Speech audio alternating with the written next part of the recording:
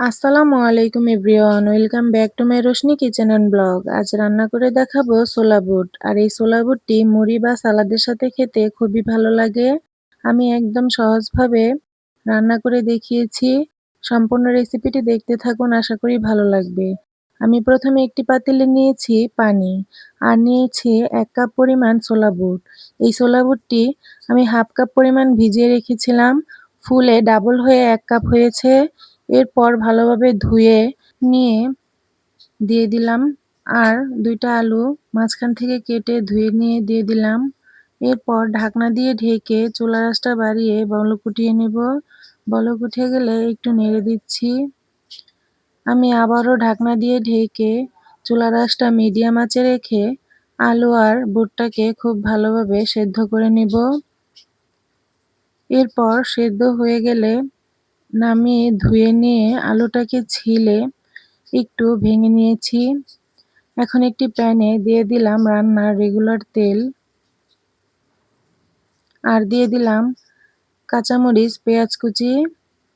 এখন একটু ভেজে নেব। কাঁচামরিচ পেঁয়াজটা একটু ভেজে আসার পর এখানে দিয়ে দিচ্ছি হাফ টেবিল চামচ আদা রসুন জিরা বাটা। এই মশলাটাকেও একটু ভেজে নেব পেঁয়াজ মরিচের সাথে।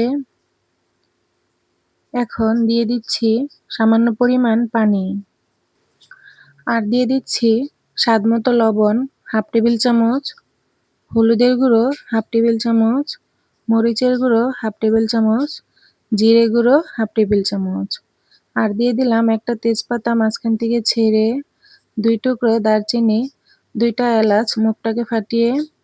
এখন ভালোভাবে নেড়েচেড়ে মিশিয়ে নিয়ে কিছুক্ষণ মশলাটাকে ভেজে একদম তেল ওঠা পর্যন্ত কষিয়ে নিব।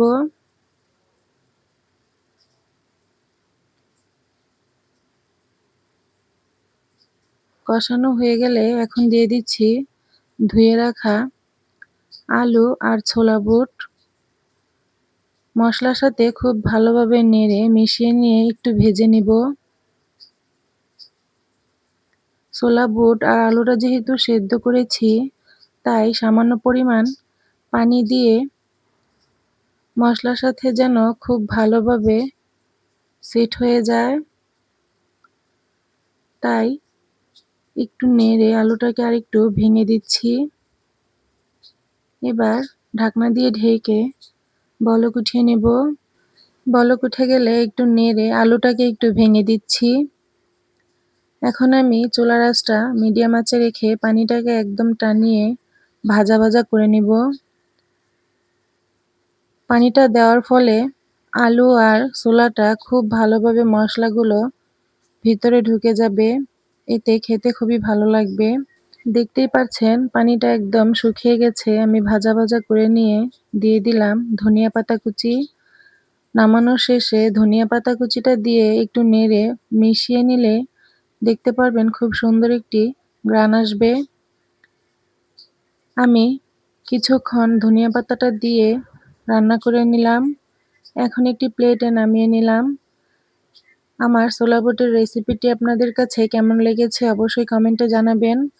আজকের রেসিপিটি যদি ভালো লেগে থাকে, যারা এখন আমার চ্যানেলটিকে সাবস্ক্রাইব করেননি অবশ্যই চ্যানেলটিকে একটি সাবস্ক্রাইব করে লাইক শেয়ার করে পাশেই থাকবেন। এই ছোলা বুটটি মুড়ি বা সালাদের সাথে খেতে খুবই ভালো লাগে। আপনারা এইভাবেও খেয়ে দেখতে পারেন বা টমেটো শসাটাকে একটু কুচি করেও খেয়ে দেখতে পারেন, এতে করে স্বাদটা একটু বেশিই লাগবে। একবার খেলে দ্বিতীয়বার বানিয়ে খেতে চাইবেন ইনশাআল্লাহ।